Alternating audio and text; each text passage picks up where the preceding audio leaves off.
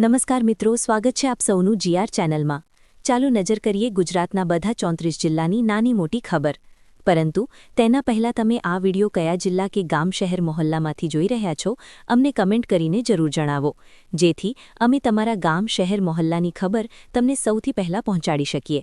ખબરોની શરૂઆત કરતા પહેલા એક રિક્વેસ્ટ છે કે તમે આ વિડિયોને લાઇક કરી દો, કારણ કે જ્યારે તમે વિડિયો લાઇક કરો છો ત્યારે જ YouTube અન્ય લોકોને આ વિડિયો બતાવે છે। તેથી અમારા માટે તમારો એક લાઇક ખૂબ જ જરૂરી છે। એલપીજીની અછતના કારણે અમદાવાદના પ્રસિદ્ધ મંદિરના ભોજનાલયમાં ભોજનનો મેનુ બદલી દેવામાં આવ્યો છે। હવે સંપૂર્ણ ભોજનના બદલે દાળ ભાત અને કઢી ખીચડીનો જ મેનુ રાખવામાં આવ્યો છે। અમદાવાદના કાલુપુર સ્વામિનારાયણ મંદિરમાં અન્ય વાનગીઓમાં ઘટાડો કરવામાં આવ્યો છે। સવારે માત્ર દાળ ભાત અને સાંજે કઢી ખીચડી જ પીરસવામાં આવશે। દૂર દૂરથી આવનારા શ્રદ્ધાળુઓ ભૂખ્યા ન રહે તે માટે મેનુમાં ઘટાડા છતાં રસોઈ ચાલુ રહેશે। દરરોજ 4 થી 5 ગેસ સિલિન્ડર ખાલી થઈ રહ્યા હતા। પ્રધાનમંત્રી નરેન્દ્ર મોદી 31 માર્ચે ગાંધીનગર આવશે। તેઓ કોબા સ્થિત મહાવીર સ્વામી જૈન આરાધના કેન્દ્રની મુલાકાત લેશે। મહાવીર સ્વામી જૈન આરાધના કેન્દ્રમાં જળરોધક ગુંબજ તૈયાર કરવામાં આવ્યો છે। પ્રશાસને સુરક્ષા વ્યવસ્થાઓ પૂર્ણ કરી લીધી છે। જીએમસીએ રજાના દિવસે પણ રસ્તાઓની સફાઈ શરૂ કરી દીધી છે। પ્રધાનમંત્રીના આગમનને લઈને રાજધાનીના રહેવાસીઓ ઉત્સાહિત છે। નવસારી વાસદાના સારા ગામમાં ધર્માંતરણ પ્રવૃત્તિઓ થવાના આરોપ લગાવવામાં આવ્યા છે। ગ્રામજનોએ લેખિત અરજી આપી કડક કાર્યવાહી કરવાની માંગ કરી છે। નિવૃત્તિ સમારોહની આડમાં ઈસાઈ ધર્મના પ્રચારના ગંભીર આરોપો છે। આ પણ આરોપ છે કે પરપ્રાંતીય પાદરીઓ ભોળા આદિવાસી લોકોને ધર્મ પરિવર્તન માટે લલચાવી રહ્યા છે। મહારાષ્ટ્રના પાદરી દાનિયાલ શિંદે અને તેમના સમૂહ સામે ગ્રામજનોમાં ભારે રોષ છે। ધરમપુરી અને કેવડી સહિત અનેક ગામોમાં ગેરકાયદેસર પ્રવૃત્તિઓની ચર્ચા છે। આ કાર્યક્રમ કોઈપણ પૂર્વ મંજૂરી વિના યોજાયો હતો। ઈરાન અને ઇઝરાયલ વચ્ચેના યુદ્ધના 27મા દિવસે તણાવ વધુ વધી ગયો છે। સમાચાર આવી રહ્યા છે કે ઈરાને તેલ અવીવ સહિત મધ્ય ઇઝરાયલ પર ક્લસ્ટર બોમ્બો અને બેલિસ્ટિક મિસાઇલોથી ઘાતક હુમલા કર્યા છે। આ હુમલાઓ બાદ અનેક ઇમારતોમાં આગ લાગી ગઈ, જેના કારણે ભારે નુકસાન થવાની આશંકા છે। બીજી તરફ ઈરાને ઇરાકના એર્બિલ શહેરમાં સ્થિત એક અમેરિકી સૈન્ય મથક પર ડ્રોન હુમલો પણ કર્યો છે। સમગ્ર વિસ્તારમાં તણાવ ચરમસીમાએ છે અને આંતરરાષ્ટ્રીય ચિંતા વધતી જઈ રહી છે। હવામાન વિભાગે આગાહી કરી છે કે 3 પ્રણાલીઓ રાજ્યને અસર કરશે। 29 અને 30 માર્ચે હલકી વરસાદની શક્યતા છે। હવામાન વિભાગે વીજળી પડવાની પણ આગાહી કરી છે। હવામાન વિભાગે તેજ પવનની પણ આગાહી કરી છે। આજે અમદાવાદમાં વાદળછાયું વાતાવરણ રહેશે। 28 અને 29 માર્ચે સમુદ્રમાં 75 થી 50 કિલોમીટર પ્રતિ કલાકની ગતિએ પવન ફૂંકાશે। અમરેલીમાં મહત્તમ તાપમાન 38 ડિગ્રી સેલ્સિયસ નોંધાયું। અમદાવાદમાં તાપમાન 37 ડિગ્રી સેલ્સિયસ રહ્યું। તેજ પવન અને ગાજવીજ સાથે વરસાદની શક્યતા છે। 2 ઉપરવાળા ચક્રવાતી પરિભ્રમણ સક્રિય છે। તેની સાથે એક પશ્ચિમી વિક્ષોભ પણ સક્રિય રહેશે। 29 અને 30 માર્ચે બિનમોસમી વરસાદની શક્યતા છે। આમ આદમી પાર્ટીની વિજય વિશ્વાસ સભા અમરેલી નજીક યોજાશે।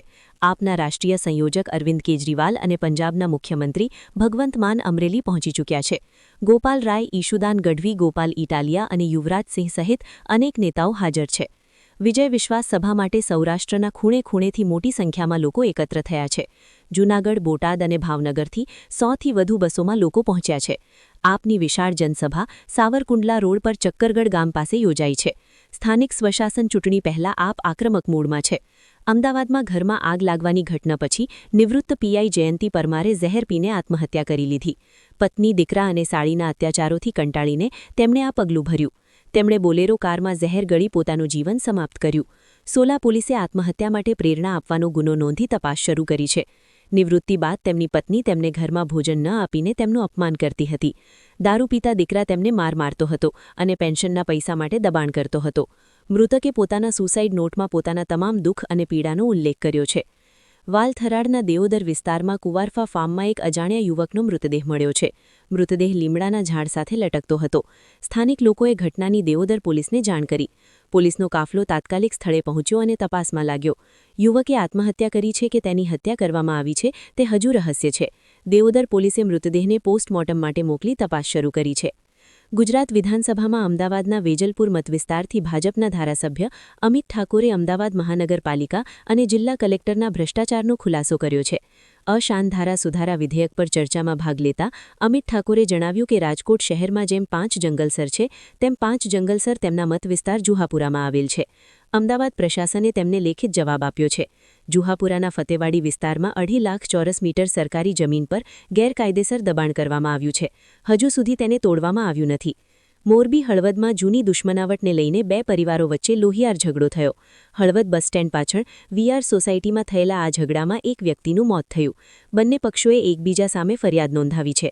4 મહિલાઓ સહિત કુલ 9 લોકો સામે આરોપ લગાવવામાં આવ્યા છે. ઝઘડામાં ઘાયલ થયેલા 44 વર્ષીય કારુભાઈ પરમારનું સારવાર દરમિયાન મોત થયું. ઝઘડામાં એક સાયકલ પણ સળગી ગઈ. સુરતમાં એક નગરપાલિકા ઇજનેરનું પ્રથમ માળેથી પડવાથી મોત થયું. ઉધનાલા બામરોલી રોડ પર આવેલી એક નવી નિર્માધીન ઇમારતમાં કામ ચાલી રહ્યું હતું. ઇમારતમાં અંધારું હોવાના કારણે તેઓ લિફ્ટના માર્ગમાં પડી ગયા. ઊંચાઈથી પડવાના કારણે ઇજનેરને ગંભીર ઇજાઓ પહોંચી. સ્થળ પર પહોંચેલી 108 ટીમે તપાસ કરી અને તેમને મૃત જાહેર કર્યા. પરિવાર 45 વર્ષીય ઇજનેર દીપક વાઘેલાના અવસાનથી શોકમાં છે. ઉધના પોલીસે મૃતદેહને પોસ્ટમોર્ટમ માટે મોકલી વધુ તપાસ શરૂ કરી છે. ગાંધીનગર વિધાનસભામાં રજૂ કરાયેલા સીએજી અહેવાલમાં ખુલાસો થયો છે કે 2 દાયકા વીતી ગયા છતાં સરકારી ખર્ચાનો હિસાબ રજૂ કરવામાં આવ્યો નથી. સીએજીએ હિસાબ રજૂ ન કરવા બદલ સરકારી વિભાગોની ટીકા કરી છે. વર્ષ 2001થી 2022 સુધીના 7,431 કરોડ રૂપિયાનો હિસાબ રજૂ કરવામાં આવ્યો નથી. 18 સરકારી વિભાગોને મળેલ અનુદાન સંબંધિત 4,228 ઉપયોગિતા પ્રમાણપત્રો પણ રજૂ કરી શકાયા નથી. સુરત ગોડાદરા વિસ્તારમાં એક દર્દીએ જીવલેણ હરકત કરી. તેણે હોસ્પિટલના 3જા માળેથી કૂદી આત્મહત્યા કરવાનો પ્રયાસ કર્યો. દર્દીની છલાંગથી લોકોના જીવને જોખમ ઊભું થયું. ફાયર બ્રિગેડના કર્મચારીઓએ ભારે મહેનત બાદ તેને બચાવી લીધો. પુનાના નવાબંદર ગામના કિનારે માછીમારીની નૌકાઓમાં આગ લાગી. અજાણ્યા કારણોસર લાગેલી આ આગમાં 4 થી 5 નૌકાઓ બળી ખાખ થઈ ગઈ. લાવારીસ નૌકાઓમાં આગ લાગવાથી સ્થાનિક લોકોમાં ભય ફેલાયો. ફાયર બ્રિગેડે કલાકોની મહેનત બાદ આગ પર કાબૂ મેળવ્યો. પોલીસ અને સ્થાનિક લોકોએ આગ બુઝાવવા તાત્કાલિક મદદ કરી. આ ઘટનામાં નૌકા માલિકોને લાખો રૂપિયાનું નુકસાન થયું. ગીર સોમનાથમાં સિંહોના એક પરિવારે ગીર ગઢડામાં ડેરો નાખ્યો છે. સિંહોનું એક ઝુંડ હાઉસિંગ બોર્ડ કોલોનીમાં ઘૂસી આવ્યું છે. રહેણાંક વિસ્તારમાં સિંહોની આવવાથી લોકોમાં ભય ફેલાયો છે. મોડી રાતે સિંહ પરિવારના ડેરા પાડવાના દ્રશ્યો સામે આવ્યા છે.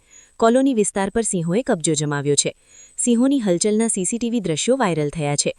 સુરતમાં ગેસની અછત વચ્ચે લાકડા ચોરીની ઘટનાઓ વધી છે. રસ્તા પર લાકડા દેખાતા જ વાહન ચાલકો તેને લૂંટવા લાગ્યા. વાહન ચાલકોએ બ્રેક મારી લાકડાની બોરીઓ ઉઠાવી અને થોડા જ મિનિટોમાં લૂંટફાટ કરીને ફરાર થઈ ગયા. લાકડા ચોરીનો વિડીયો સોશિયલ મીડિયા પર વાયરલ થયો છે. મહેસાણા જિલ્લાના કડી તાલુકાના ઇન્દ્રદ ગામમાં તાજેતરમાં દફનાવવામાં આવેલી એક મહિલાના મૃતદેહની બહાર કઢાવવાની ઘટનામાં ખુલાસો થયો કે મહિલાની હત્યા કરવામાં આવી હતી.